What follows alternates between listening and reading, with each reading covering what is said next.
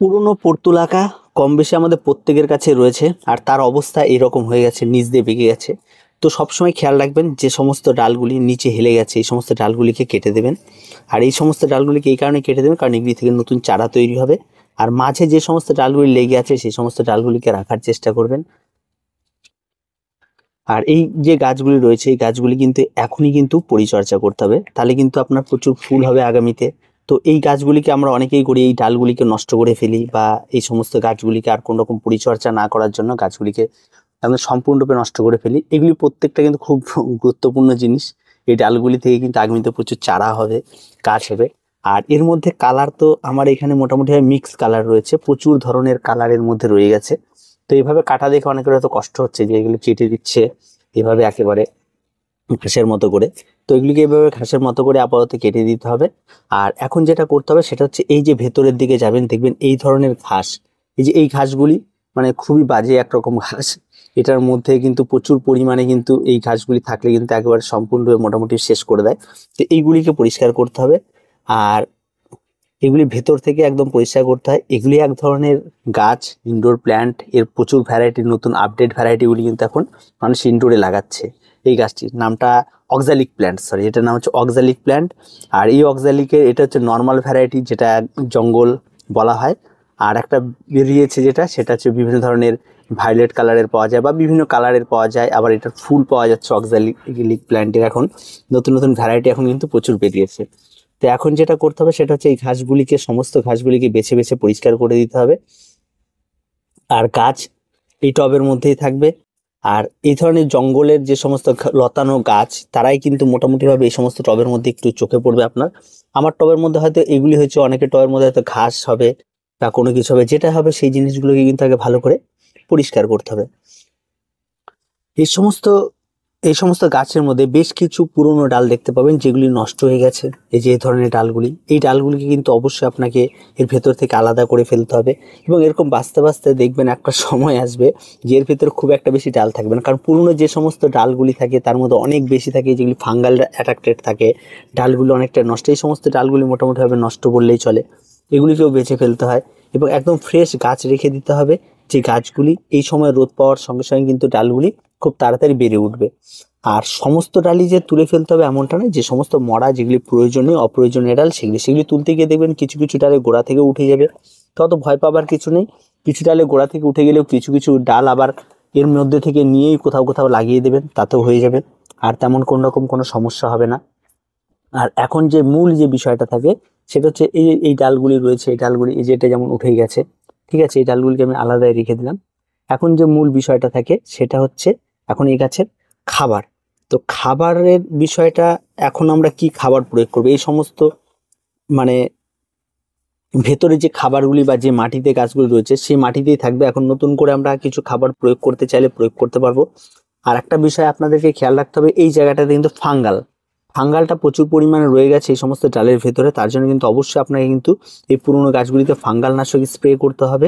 আর একটা বিষয় যেটা, এই যে পুরনো ডাল গাছগুলি রয়েছে এই গাছগুলি যত ভালো এখানটা বুশ হবে, নতুন করে লাগালে কিন্তু এই ভালো বুশগুলি হবে, একই রকম হয়তো বুশ হবে, কিন্তু তার মধ্যে এই যে গাছটি রয়েছে এই গাছে ফুল যেটা হবে সেই ফুলের সাইজটা কিন্তু একটু ছোট হবে যেগুলি নতুন কাটিং লাগানো হবে তার থেকে কিন্তু।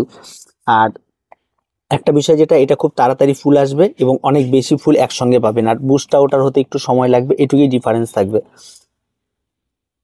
এবার আমরা মূলত এই যে ডালগুলি রয়েছে এই ডালগুলিকে আরো ছেটে দিতে পারতাম, কিন্তু যেহেতু নতুন নতুন এই যে ব্রাঞ্চ বেরোচ্ছে এই সমস্ত ব্রাঞ্চগুলিতে অটোমেটিক ভরে যাবে, তাই আমরা বেশি কিছু করলাম না। এবার আমরা গাছের মাঝখানে একটু খাবার প্রয়োগ করব। গাছের যে খাবারটি প্রয়োগ করবেন এই খাবারটি, এটি একটা মিক্স জৈব খাবার। এরকম একটা মিক্স জৈব খাবার যে কোনো আপনার হাড় গুঁড়ো শিংকুচিতে বানিয়ে নিতে পারেন। সেই যতটা পরিমাণ জৈব খাবার ঠিক ততটা পরিমাণ আপনাকে হাড় গুঁড়ো নিয়ে নিতে হবে। এই দুটো এই গাছের মূল খাবার, আর তেমন কোনো কিছু খাবারের প্রয়োজন পড়ে না। এই দুটো খুব ভালো করে মাখিয়ে নেবেন। মাখিয়ে নিয়ে যেটা আপনাকে করতে হবে, ঠিক মাঝের এই যেরকম মাছ বরাবর আপনাকে যেটা করতে হবে, এরকম মাঝের দিকে আপনাকে একটু গর্ত করে নিতে হবে। গর্ত করে নিয়ে কিছুর পরিমাণ খাবার এখানে রেখে দিতে হবে। এটা স্টক, যখন যখন জল পড়বে তখন তখন সেই খাবারটি এখান থেকে নিয়ে নিয়ে খেতে পারবে। আর বাকি যে খাবারগুলি থাকলো সেই খাবারগুলিকে আমাদের যেটা করতে হবে সেটা হচ্ছে আমরা চারদিক দিয়ে হালকা হালকা করে এই টবের চারদিক দিয়ে ছিটিয়ে দেবো। যখনই গাছ বাড়া শুরু হয়ে যাবে তখনই কিন্তু খুব সুন্দরভাবে এগুলি গ্রো নেবে। আর খাবারের ব্যাপারে কোনো রকম কোনো কম দেবেন না, আর এই সমস্ত গাছে আর বাড়তি কোনো খাবার লাগে না। এবার চলুন আমরা যে সমস্ত ডালগুলোকে, এই যে ডালগুলোকে কেটে ফেলাম, এই ডালগুলোকে আমরা কি করব, এই ডালগুলোকে একটু জাত করতে হবে। এবার এই ডালগুলোকে নিয়ে আমরা একটু দেখি, আর এটা নিয়ে পরবর্তীতে আসছি।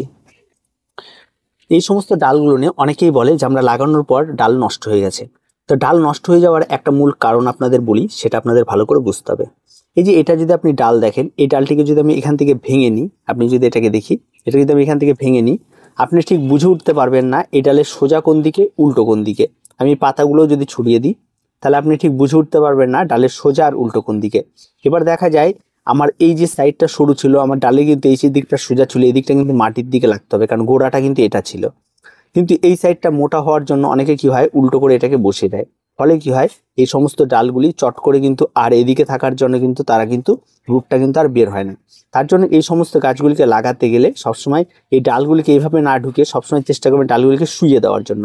যদি যে কোনো একটা পটের মধ্যে যদি হয়, আপনি এই যে ডালগুলি রয়েছে এই ডালগুলিকে যদি এইভাবে ভেঙে নিয়ে আপনারা যদি এইভাবে শুইয়ে দেন, ঠিক এইভাবে টবের মধ্যে যদি কোনো একটা জায়গার মধ্যে যদি এইভাবে শুইয়ে দেন, তাহলে কি হবে, সোজা উল্টো এই সমস্ত পার্থক্যটা আপনার থাকবে না। এর নিচ দিয়ে রুট বের করে দিয়ে এরা এদের মতো সমন্বয়ে বেড়ে উঠবে। তাই আর সবসময়ের জন্য খেয়াল রাখতে হবে, আপনি যে সমস্ত টবে এই সমস্ত গাছগুলি লাগাবেন, সেই টবের মাটিটি কিন্তু সবসময়ের জন্য, আমরা আগেও বলেছিলাম যে মাটিতে বালির পরিমাণটা একটু বেশি রাখবেন আর ওয়েল ড্রেনেজ রাখবেন, গাছ খুব ভালো হবে। এবার আমি বেশ কিছু ডাল আমি এখান থেকে বেছে নিচ্ছি, এবং আমি বেশ কিছু মাটির হাঁড়ির মধ্যে পিটুনিয়া করেছিলাম গত বছর। তারপর থেকে তার মধ্যে আর কিছু লাগানো হয়নি, তার মধ্যে আমি লাগিয়ে ফেলছি। এবার ভেবেছি ওই হ্যাঙ্গিংগুলো ঝুলনোই আছে অনেকদিন ধরে, তার মধ্যে এই সমস্ত ডালগুলি কিছু লাগিয়ে দেবো। তো প্রচুর ডাল লাগাতে হবে এমনটা নয়, অল্প কিছু ডালেই কিন্তু কাজ হয়। আর এই যে ডালগুলি রয়েছে অনেক লম্বা লম্বা, এত লম্বা লম্বা ডাল না নেওয়াই ভালো। ডালগুলিকে কেটে দেবেন, ভেঙে দেবেন, আর সবসময় মোটা মোটা ডালগুলি যে রয়েছে এই মোটা মোটা ডালগুলি নেওয়ার চেষ্টা করবেন। মোটা ডালে কিন্তু ভালো, হেলদি ডালগুলোই বেশি ভালো হয়। আর আরও কিছু নিয়ে নিই, তো যেমন যে এই যে এগুলিতে যেমন নতুন নতুন ব্রাঞ্চ ছাড়ছে, এগুলি আরও ভালো হয় এগুলি নিলে। ঠিক আছে, সবসময় দেখবেন নতুন ব্রাঞ্চ ছাড়া ডাল সেগুলি জাস্ট ওর মধ্যে ফেলে রাখা, আর তেমন কোনো কিছু নেই। এই মাটির হাঁড়িগুলি যেগুলি দেখতে একদম জরাজীর্ণ অবস্থা, এগুলি কিন্তু দাম বেশি নয়, এগুলি দশকর্মার দোকানে গেলেই পাওয়া যায় এই হাঁড়ি। এটাকে পরবর্তীতে পরিষ্কার করে, একটু রোদ উঠলে পরিষ্কার করে একদম এটাকে যদি আমরা কোনো রকমে যদি একটু রং করে নিই, তাহলে দেখার মধ্যে একটা পট তৈরি হয়। তো এর মধ্যে আমার মাটি কিন্তু অলরেডি রয়েছেই, আর এই মাটির মধ্যে কিন্তু আমরা চেষ্টা করব হালকা করে এই চারাগুলিকে বসানোর। আর এই মাটিগুলি যে রেডি রয়েছে, এই মাটিগুলির মধ্যে যে এই মাটি রয়েছে, আপনারা যদি জিনিসটাকে খেয়াল করেন, যে মাটিটিকে আপনারা দেখেন একদম হালকা মাটি, এর মধ্যে কিন্তু কিচ্ছু নেই, বালি ছাড়া কিন্তু কিচ্ছু নেই। তেমন মাটিতে কিন্তু আপনারা এগুলিকে করবেন এবং ভালো হবে। এবার যে গাছটিকে বসানোর কথা বলবো, নতুন ডালগুলি যেগুলি বসানোর, সেগুলি কি করবেন আপনারা দেখুন, যেন খুবই সহজ। এই যে একটা ডাল রয়েছে, এই ডালটির কোথায় সোজা কোনটা উল্টো আমরা বুঝতে পারবো না, তার জন্য আমরা ডালটিকে ঠিক এইভাবে আমরা বসিয়ে দেবো ভেতরে। ঠিক মানি প্ল্যান্ট যেভাবে বসান সেভাবে আপনারা এটাকে বসিয়ে দেবেন। ঠিক একরকম একটু বেশি করে বসিয়ে দেবেন, যাতে অনেকগুলো, এই যেমন এটা থেকে নতুন ব্রাঞ্চ উপরের দিকে উঠছে, তাহলে উপরের দিকে এই নতুন ব্রাঞ্চগুলোকে রেখে ডালগুলিকে আস্তে আস্তে মাটির ভেতরে দিয়ে দেবেন। ঠিক এইভাবে করে বেশি বেশি করে ডাল দেবেন। অনেক বেশি ডাল দিয়ে দিলে কিন্তু পরবর্তীতে যখন এরা উঠবে তখন আর জায়গা থাকবে না। তাই মোটামুটি একটা মিনিমাম একটা ব্রাঞ্চ দেবেন, যেগুলিতে এরা খুব ভালো করে গ্রো করবে। খাবার দেওয়ার পর একটাই কাজ, তাকে স্প্রে করে দিতে হবে খুব ভালো করে। তার কারণ কোনো রকম যেন ফাঙ্গালের আক্রমণটা আর বাড়তি না ঘটে, তার জন্য গাছকে একদম পরিষ্কার পরিচ্ছন্ন করে রাখতে হবে। তবে ফুল কিন্তু এই গাছটিতে আগে হবে পুরনো গাছে, নতুন গাছের থেকে। এবার আসি গাছে কিছু পরিচর্যা। এই সমস্ত গাছগুলিকে এখন আপনাকে যেটা রাখতে হবে, সেটা ফুল সানলাইটে যেখানে হয় সেখানে কিন্তু পড়তুলা গাছ সবচেয়ে বেস্ট পারফরমেন্স করবে। যেখানে রোদ লাগে না সেখানে কিন্তু মোটেও ভালো হবে না। তাই চেষ্টা করবেন যেখানে সারাদিন রোদ লাগে এমন একটি জায়গায় এই সমস্ত গাছগুলিকে রাখার, তাহলে আপনার গাছ দেখার মতো হবে।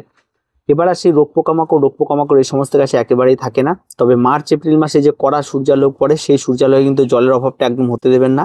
নিয়মিত জল প্রয়োগ করবেন, আর তার সঙ্গে সঙ্গে গাছে খাবারটা আপনারা দিতে পারেন। এই সমস্ত গাছগুলিতে কন্টিনিউ যদি কোনো খাবার দিতে চান, তাহলে আপনারা এনপিকে 20-20 লিকুইড সলিউবল স্প্রে করতে পারেন, বা আপনার বাড়িতে থাকা যে কোনো আপনার খাবার, মিক্স খাবার, সেই সমস্ত কিছু আপনারা এই সমস্ত গাছে দিতে পারেন। বা যদি কোনো লিকুইড সয়েলেবল যদি কোনো খাবার থাকে আপনার কাছে, সেটাও আপনারা দিতে পারেন, তাতে কোনো রকম কোনো অসুবিধা নেই। এই সমস্ত গাছগুলি কিন্তু অনায়াসে খুব সুন্দরভাবে বেড়ে উঠবে।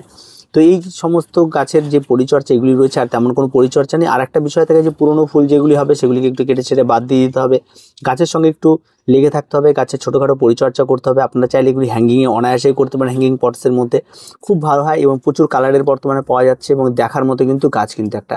তাই যখনই যেটাই করবেন একটু ভেবেচিন্তে করবেন এবং প্রত্যেকটা গাছকে একটু ভালো। আর কিছুদিন গেলে নার্সারিতে বীজের চারা গাছ পেয়ে যাবেন। তবে বীজের গাছগুলি একটাই সমস্যা যেটা দেখা যায়, সেটা হচ্ছে বীজের গাছ এই সমস্ত গাছের মধ্যে যে গোলাপের মধ্যে যে একটা মানে অনেক রকম অনেকগুলি পাপড়ি নিয়ে যে ফুলটি হয় সেটা কিন্তু মানে কম পাওয়া যায়। আর মোটামুটি বীজের গাছ যেগুলি দেখা যায় সেগুলি কম পাপড়ি, কম মানে ফুলটা কালারিং প্রচুর হয় কিন্তু দেখতে কম হয়। আর তাছাড়া তেমন কোনো কিছু পরিচর্যা নেই। আর বীজের গাছ হয়তো আপনারা পেয়ে গেলে লাগাতেই পারবেন। আর এখনই এই সমস্ত গাছের যে পরিচর্যাগুলি, যে নতুন নতুন ব্রাঞ্চ ছাড়তে শুরু করেছে, এই সমস্ত ব্রাঞ্চগুলি এগুলি যত ভালো পরিচর্যা হবে, যত ভালো এগুলি গ্রো নিবে, তত কিন্তু গাছ ভালো হবে। তো আজকে এ পর্যন্ত, দেখা হচ্ছে পরবর্তী ভিডিওতে। প্রত্যেকে ভালো থাকবেন, প্রত্যেকে সুস্থ থাকবেন, আর চ্যানেলটিকে অবশ্যই সাবস্ক্রাইব করে রাখবেন।